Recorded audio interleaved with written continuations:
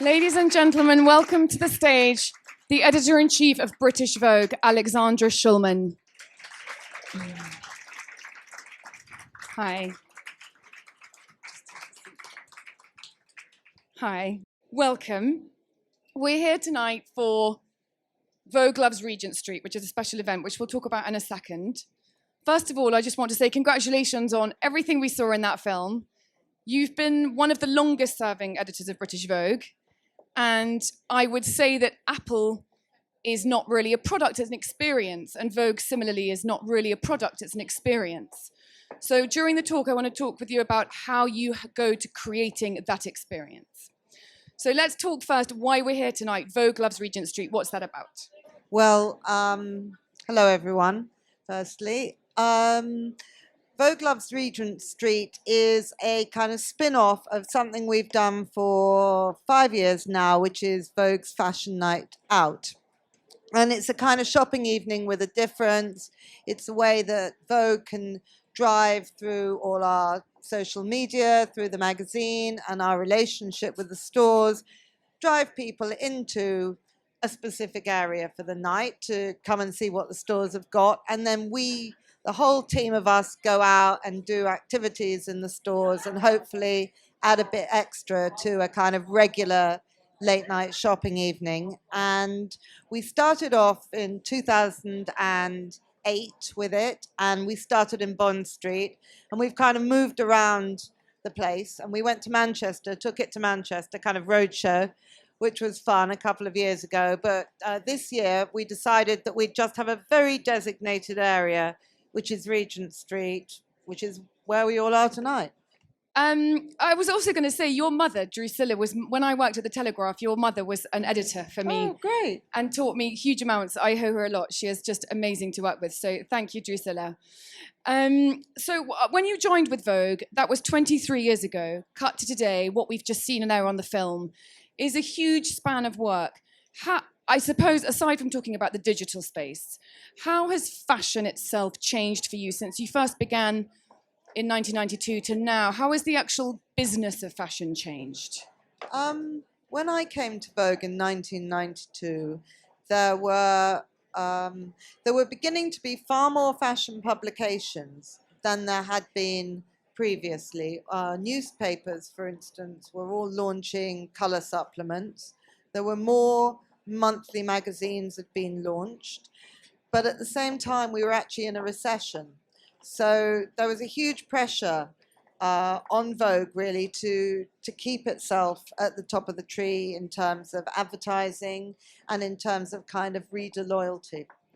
And I reckon I was very, very lucky coming in at that point, because whilst I've been at Vogue, the interest in fashion and the fashion literacy amongst everybody has just increased so much. I mean, I guess, let's say in the 80s, the idea that you would have an H&M with a designer doing a line for it, or a Topshop with the kind of fashion clothes that they have now. I mean, it just wasn't happening. You couldn't have anything like the amount of fashion.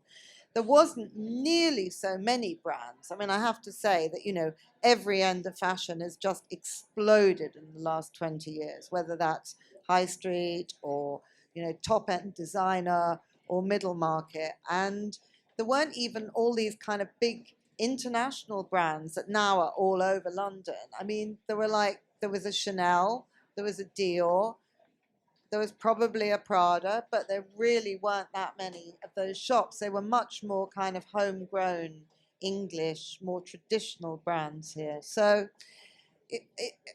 I could go on forever. The landscape is unrecognizable.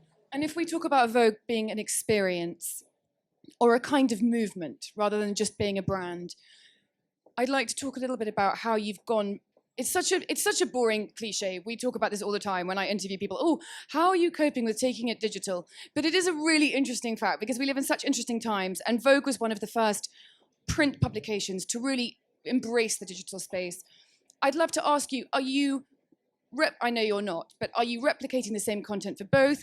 Have you got a separate team that creates brand new content now for both aspects? How do you combine the two, make them consistent, but also offering a different thing on each platform? Well, when I came to Vogue, my job was to edit a magazine that came out 12 times a year. And I think we had a catwalk supplement twice a year. And that was kind of end of story. It's kind of lovely, I have to say, because now there's like 24-hour website. There's mobile app. There's the iPad app. There is the Vogue video channel that we've launched. There's our YouTube channel. There's I mean, the wonderful thing about digital is the reach that it's given us and the ability that we have to communicate ideas and thoughts and content and engage with people all around the world.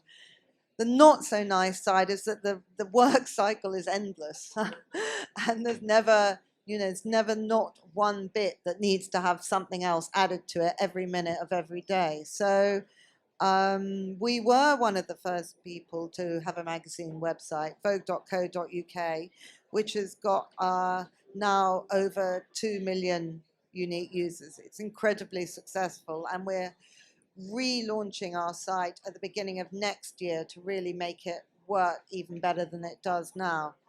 From my point of view, the way I look at digital, which after all is just another media to print, is to try and work out what can we do best in print and what can we do best using digital, and not to replicate the content on both, because I kind of don't see the point of doing that. And I've seen that you've done a lot with film, which is obviously a different medium, but one that makes sense if you've got Mario shooting Sienna for a cover.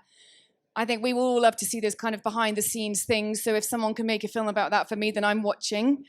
Has that been incredibly successful? Is that something you want to do more of? Or are people not really coming to Vogue for film?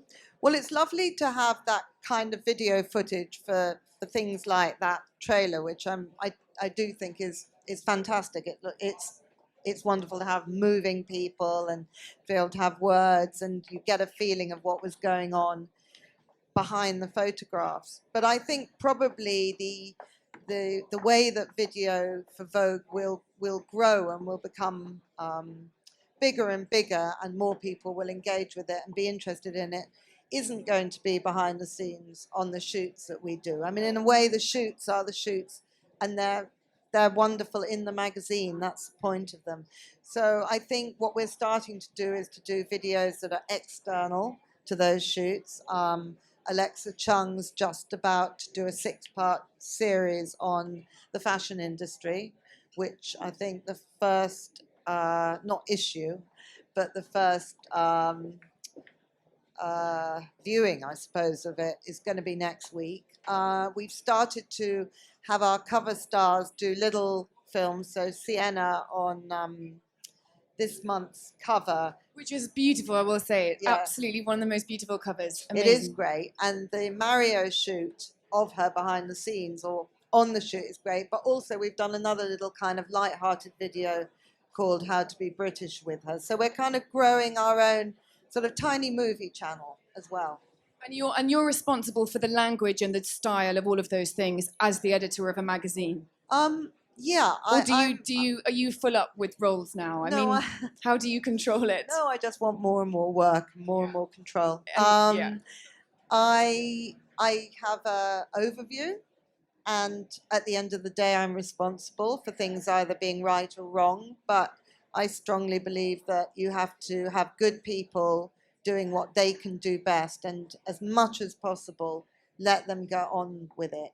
Be aware of what's happening, but don't try and micromanage every detail. I'm not a video maker. I wouldn't begin to know how to switch the camera on. Okay. And if we're talking about people like Mario Testino and Sienna, how are you as an editor able to keep up with the photographers, the models, the celebrities, the hair and makeup artists, people that you want to work with, that you see some of them are emerging, some of them big. How do you personally keep up with those people? Do you have a personal relationship with them all? Are you having dinner with them every night? Or are you happy to use them once and you say, that person's got something, I want to work with them again? Again, I have a really good team. I have a wonderful fashion production editor. who knows who all the new models are coming up, and quite a lot about the hair and makeup. I have a wonderful beauty team, the fashion editors, my creative department. They constantly are exposed to the new, and so they kind of bring me their choices, and then I say, yes, let's go with her or not with her, and we try people out. And I don't personally spend time with everybody, otherwise I'd had no other life. But I have made some great friends, you know, in the 20 odd years. If we can talk a little bit about digital for your own self, then how do you digest your information? How do you keep up with the news? Are you Twitter crazy, Instagram crazy? Do you see people on Instagram that suddenly pique your interest, which might not have happened before? Can someone suddenly become a model in Vogue because they're hot on Instagram? No, I don't think so. I read newspapers in the morning. I read The Guardian every morning and Daily Mail every morning. I read a few, I check out a few news websites during the day. I like the Business of Fashion as a fashion news website. Instagram, I don't really follow people on Instagram. I mean, I'm following a few architects on Instagram because they tend to take really great pictures. I read there was a very good article actually on Instagram on the Business of Fashion today, all about the Instagram business and how, for instance, New York Fashion Week starts today, I think. And You should probably be there. Thank you for staying for us. I'll be there on Sunday. Thank you. And various brands are using their Instagram accounts either to do the whole show on Instagram or to sort of use their moment in New York Fashion Week to draw attention to all their new collections and everything. I'm not sure. I think the jury's still out because there are so many Instagram accounts and so many people out there. And some people are really, really good at translating Instagram and their social media into a really going concern for their business. And other people are gathering all kinds of likes and followers, but it's still not helping them grow a business. So I think we're still in the very early days of knowing how to use such things to really help monetize our businesses. And Vogue's in that position as much as anybody. I've seen some designers are employing photographers specifically for Instagram to create an Instagram-only campaign for a specific collection or for a specific week or a film festival or whatever. Is that something that you would consider, employing a photographer just for an Instagram-only shoot? No, we're all out there with our cameras. You're there anyway. Ourselves. Save the money. Spending money on a photographer. Okay. Save the money then. Save Condé Nast money. Nicholas George, you'll be happy with that. And are you app crazy? Are you playing crazy games during the catwalk shows? Are you playing whatever Candy Crush or anything like that while you're waiting for shows to begin? No, I did. A year ago, I was completely obsessed with Candy Crush. I couldn't stop doing it. But I got up to about 130 or something or other, and then I just got stuck. So I'm not doing that anymore. No, I read waiting for the shows. Okay, and I will say Alex has written 2 novels. Your latest one, The Parrots, has just come out and has had rave reviews. Congratulations. Yeah, so that's been great. Very exciting kind of sideline. How do you find time? I mean, it's such an obvious question, but genuinely, I mean this. How do you find the time? How did you find the time to write a novel? I think everyone can find time to do things that they really want to do. It means there are other things that you don't get done. So I gave up my weekends to writing it. And if you do that, and if you get up a bit earlier, then it got done. It did take 3 years, so it wasn't quick. Okay, well, congratulations. This is an amazing achievement. When you are so busy, now, so you've got fashion weeks coming up.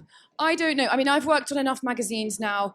For me, one day at London Fashion Week is exhausting, scary, hectic, tiring.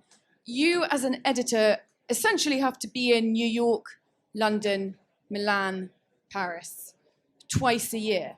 However, as we know, the fashion calendar has become much busier because now designers are doing 4 collections a year. They didn't used to have specifically proper shows for the resort collections, but now it seems to me that Chanel will do one special thing on the Great Wall of China, which you obviously are required to be at, or you had Marc Jacobs the other day at Disneyland. They obviously all want you. They want the editor of Vogue. How do you cope with those demands? Well, I'm quite lucky because I've got, again, a fantastic team and quite a big team, and I don't go to them. I delegate. There's no way I can do my job and be going to Seoul one day, LA one day, Disneyland another day. I don't want to do it, and I think I can be better employed actually keeping an eye on the magazine, and other members of my team go and check out what's going on. And of course, because of digital now, we don't actually have to go. I mean, you can see it all online.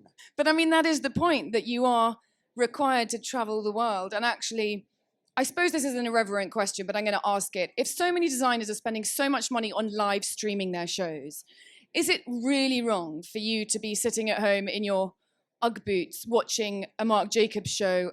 Or do you feel, is that wrong? No, I feel very, very strongly that the amount of fashion shows that we have are ridiculous.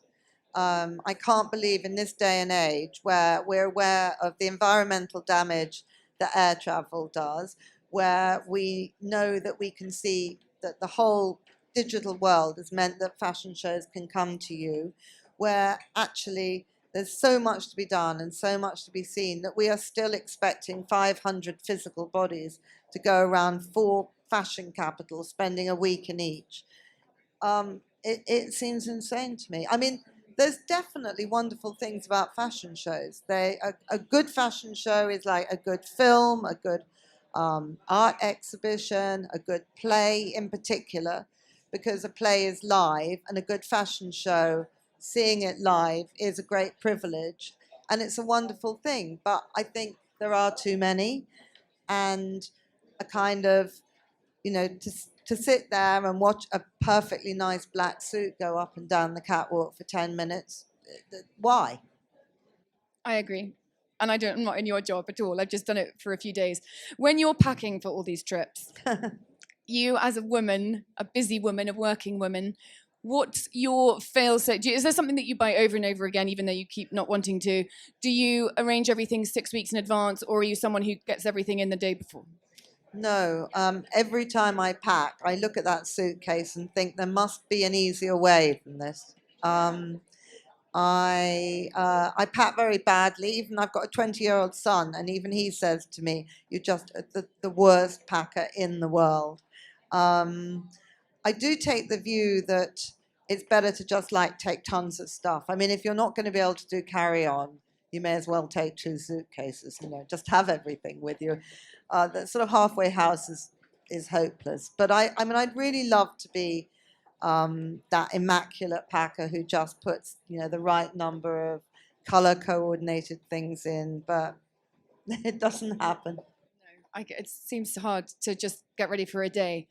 Going forwards with Vogue, I know you do the Vogue Festival, which is a huge event. You've done that for 2 years, I think. No, it's, again, it's not. It will be the 5th year. Fine. Next year. Okay, so in terms of Vogue being an experience, we've talked about digital, Vogue film, you've got your website, you've got the magazine. What does something like, we've got Vogue Loves Regent Street tonight, something kind of similar. What does the Vogue Festival mean for Vogue as a brand, and what does it mean for you personally? And the point about Vogue is, I know we were going to talk about this a bit later, but it's 100 years old next year. And I can talk about it as a thing because it's not me. I happen to be looking after Vogue at the moment, but it existed for a long time before me and will exist for a long time after me. And I think Vogue, the secret of Vogue's longevity is being able to make sure that it's always kind of kept up to speed with what's going on. And nowadays, purely having a magazine is not enough. You can't reach enough people. There are so many other opportunities to do something with a brand like Vogue. So the festival was my kind of personal, it was my personal idea and it was my personal desire slightly beware of your wishes, they might come true, because it's a lot of work to organize.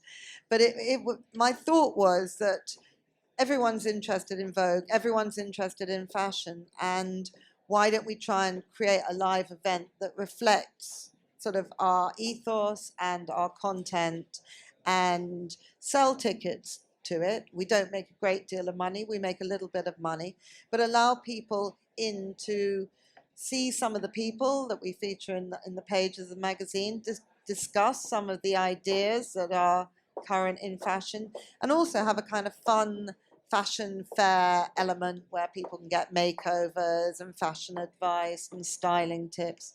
And we've done 4. Each one gets bigger and bigger, and I'm just in the moment about to sign off on a venue for next year's. Has the appetite for makeovers and styling and everything, has it increased in the last 5 years? And has the age group remained the same? Or do you see that there's a younger and younger audience wanting this level of... Oh, I think for things like makeovers, it is on the whole, it's a young audience. I want one every day. Very, very young. I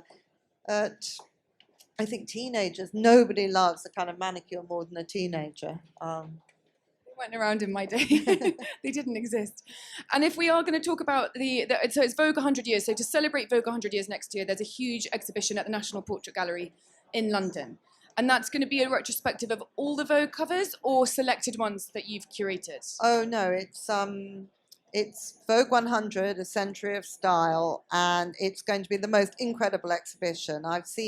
There's a wonderful little, like a doll's house, kind of maquette of it with all of the rooms designed exactly how they're going to be, with the photographs placed on the walls, and the rooms are being created specially for it. So it's not just like walking into one white box. It's not all the Vogue covers. It's imagery from 100 years of the magazine, and a lot of it is sort of fashion portraiture, because the National Portrait Gallery has a remit to be about portraits rather than fashion. So it's a kind of mixture of the two, but I'm really excited about it. It's going to be brilliant. And have you considered yet for yourself how you're going to celebrate the 100 years within the magazine and the website and everything? Yes, we think about it, we talk about it, we dream about it 24 hours a day. We're going to have a big centenary issue, which will be our next June issue, and a big gala, and the festival will be then. But actually, we've got a whole year of activity. The NPG exhibition's going to Manchester, and we've got a television documentary that's being made at the moment about 100 years of Vogue, and is that airing on books. Television? Yeah, BBC.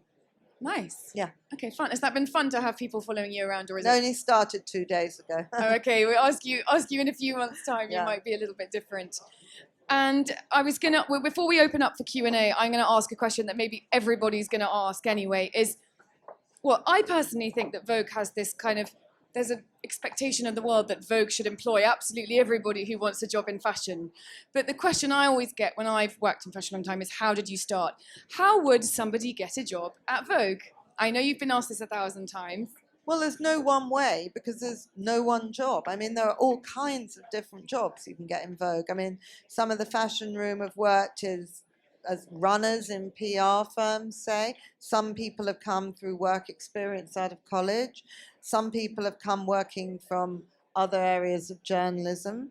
Some people have cold called and just happened to rung at the right time when we needed somebody to help out with something, and we met them that way.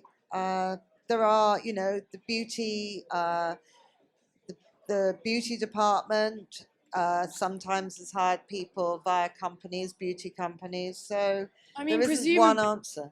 Yeah, presumably now with digital, you've got so many different platforms. There's kind of more scope to employ more people. We are a bigger team than we were. Yeah. And are qualifications important to you as an employer, or is it more about the passion? Well, you have to have certain kind of qualification, but a qualification might for the job doesn't necessarily mean that it's a degree. It could be experience in a field.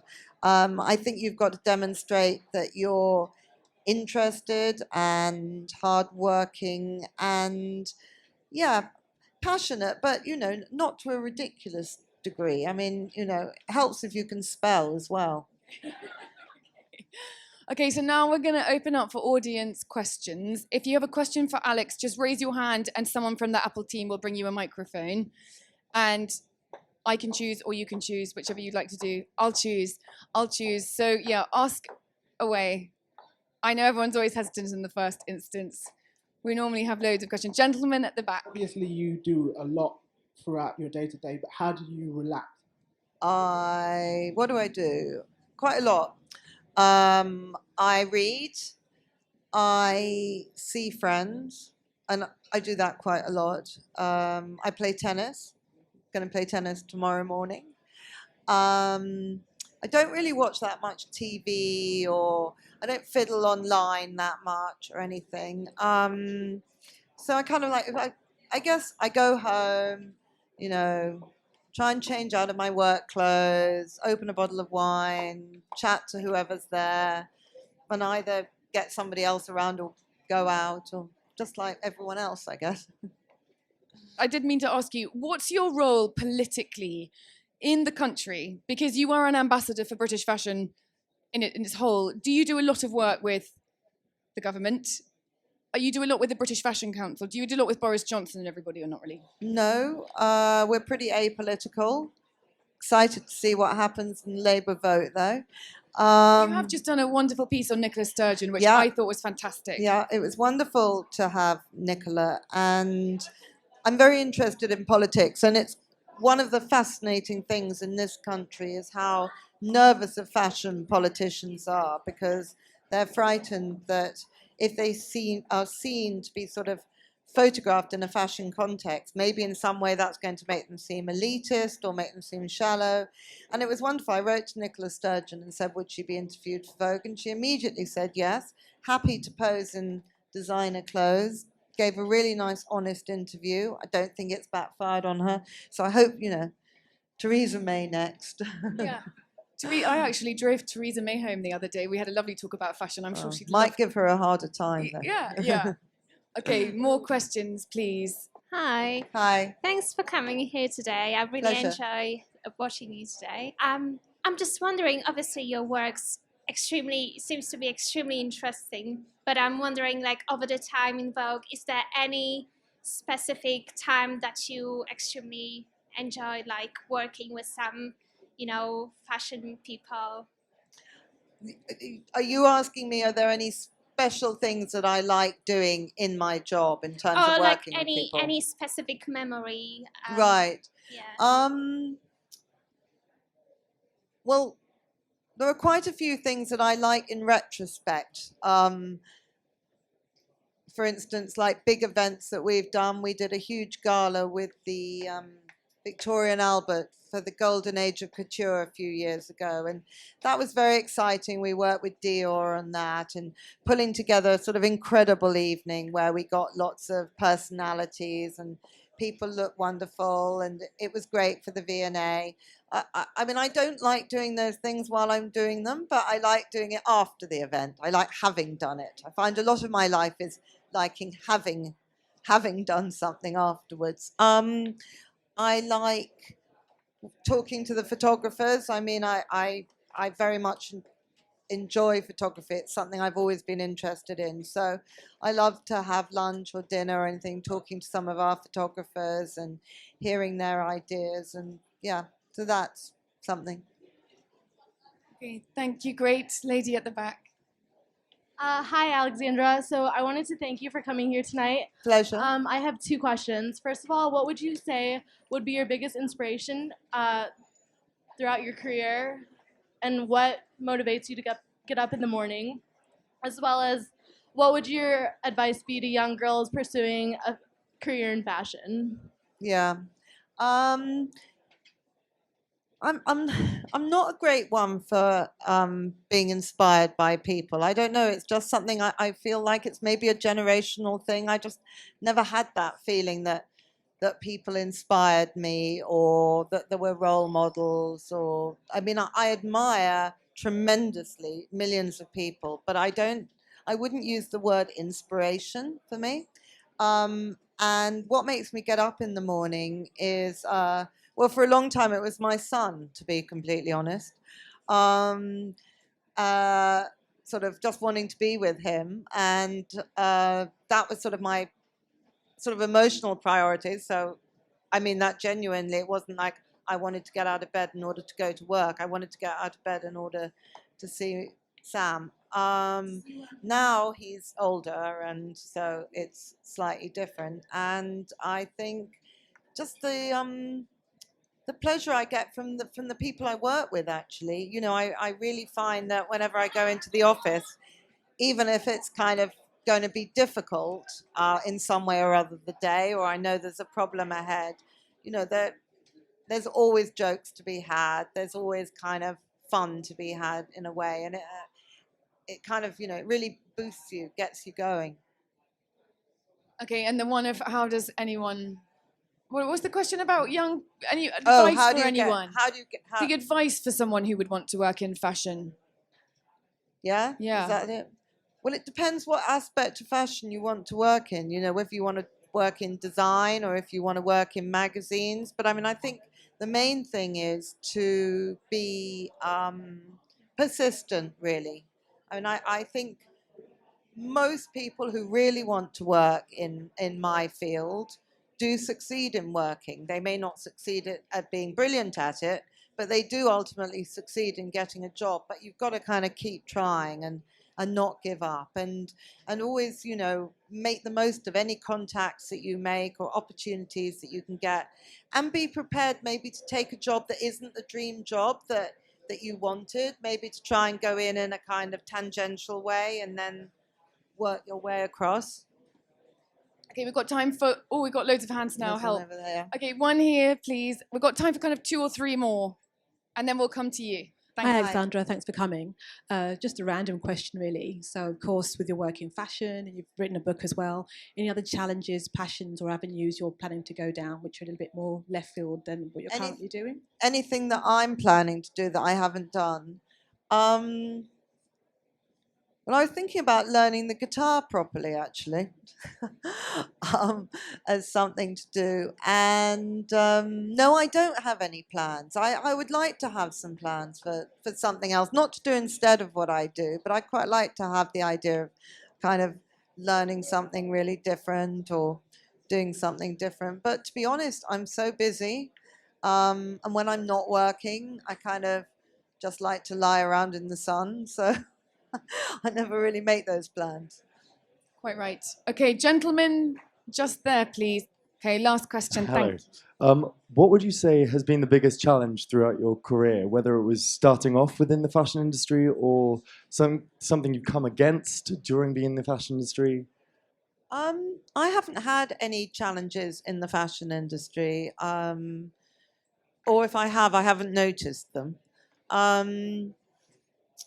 I think the biggest challenge, to be honest, was probably to be a working mother when my son was small. I mean, I don't think anybody can say it's easy having small children and doing a full-time job. And you know, there were periods when I really thought that I wasn't going to be able to carry on doing it. But I'm very pleased that I did. And I think what everybody has to do in that situation is you've got to work out the things that are really important to you, and the things that so I kind of made, you know, decisions about when I really wanted to be with him, and I'd have to drop some other things. But yeah, I think that's all really. I haven't, I mean, it sounds very privileged, but I don't think I've had a lot of terrible challenges. In fact, I think I've just been quite lucky, or maybe quite good at what I do.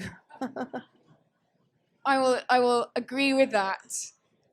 We're going to have to end there because we have completely run out of time. We could talk forever. Thank you so much. When you want to do a guitar performance, Do a please come duet. to Apple first. Okay. Thank you all so much for coming. It's really, really, we love having you here. And just a big, big round of applause to Alex Shulman. Thank you so much. Thank you, everyone. Thank you. Thank Thank you. you.